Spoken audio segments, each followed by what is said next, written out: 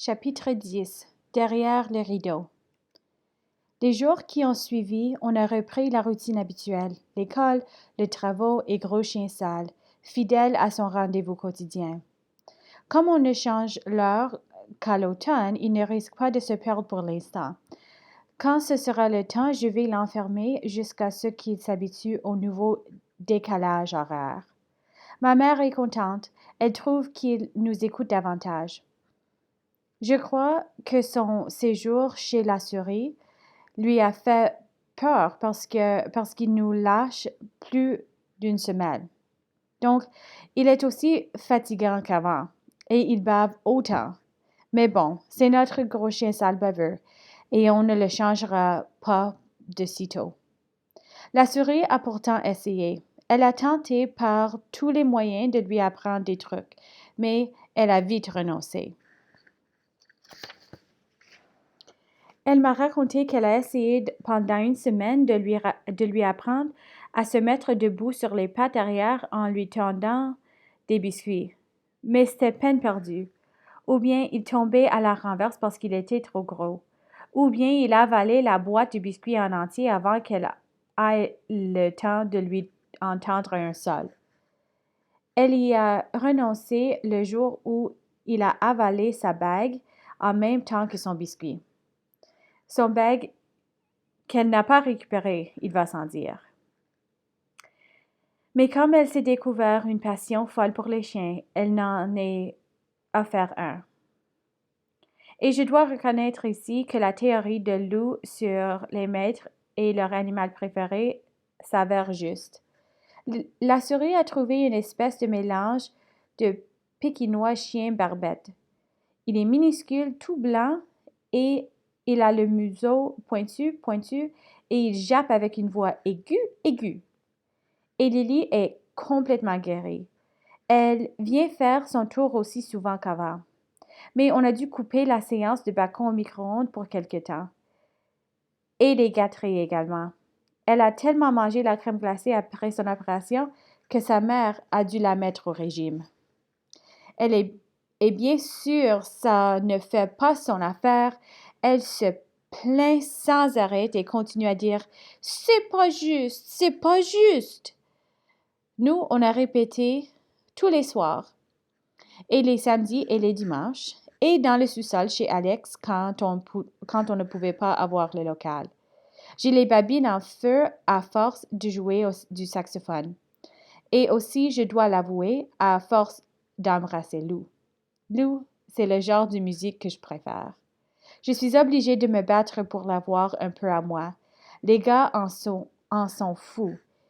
Ils ne savent plus quoi inventer pour attirer son attention. C'est Bobby qui réussit le mieux. Il la fait mourir de rire. Il fait dire qu'elle est géniale, cette fille. On a ajouté une chanson à notre gros répertoire de deux. C'est pour elle. C'est moi qui l'ai écrite. Ça parle de graffitis sur les murs, d'automne en plein printemps, de cœurs qui barouent. Ça s'appelle La fille caramel. Et bien sûr, on a changé le nom 150 fois et on a changé de look aussi, souvent ainsi non plus. Là, on est tous habillés en noir de la tête aux pieds. Lou a ses petites tresses. Et on fait les 100 pas dans le couloir. Le spectacle est déjà commencé depuis 1 heure et c'est notre tour dans 10 minutes. Le clou du spectacle, c'est nous. Je suis mort de trac. On n'aurait jamais dû accepter. J'aurais envie de faire comme mon chien et de me tromper d'heure, de suivre n'importe qui sur le trottoir et de m'en aller en jappant. Alex n'arrête pas de bouger les mains pour réchauffer ses poignets. Il fait craquer ses doigts. Ça fait un bruit de biscuit soda écrasé. Il est en train de me rendre fou.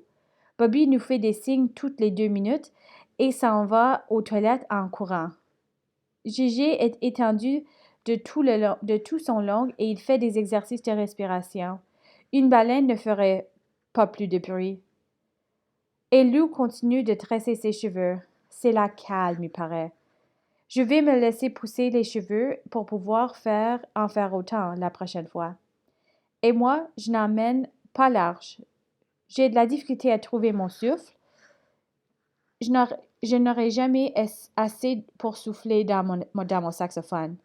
Ça va être la catastrophe. J'ai chaud, j'ai froid et je demande l'heure toutes les 2 secondes. Tout à l'heure, j'ai eu le malheur de regarder par la fente du rideau. Je n'aurais jamais dû faire ça. J'ai vu tout mon monde. Nicole, Suzanne et mon père. Par chance, il a pris le temps d'enlever son costume de scène. Tiens, c'est exactement ce que ça me prendrait en ce moment. Je crois qu'un déguisement d'homme invisible m'irait comme un gant. Ma classe est là au grand complet. Même la souris assiste au spectacle. Un groupe de comédiens envahit la coulisse. Il a terminé son numéro. C'est à nous. On s'approche comme 5 somnambules. Le maître de cérémonie va nous présenter. Lou me tient la main très forte. Elle m'embrasse pour me donner du courage. Je t'aime, Luca Bertium. Son baiser roux très doux me fait un bien fou. Ça y est, comme un coureur au fil d'arrivée. On s'installe à nos instruments. Le track est tombé. Bobby lève son pouce en signe d'encouragement. On répond à son geste. Je fais un clin d'œil à Lou. Et c'est là que j'aperçois au premier rang petite Lily avec une centaine de tresses sur la tête. Elle ressemble à son chinchilla. Elle me fait des grands signes avec les bras. Luca, Luca! Et elle m'envoie toute pleine de bec comme un groupie. Et on entend le présentateur annoncer. Et voici maintenant le groupe que vous attendiez tous. Il a un nom bien particulier. Mesdames et messieurs, voici Gros Chien Sale.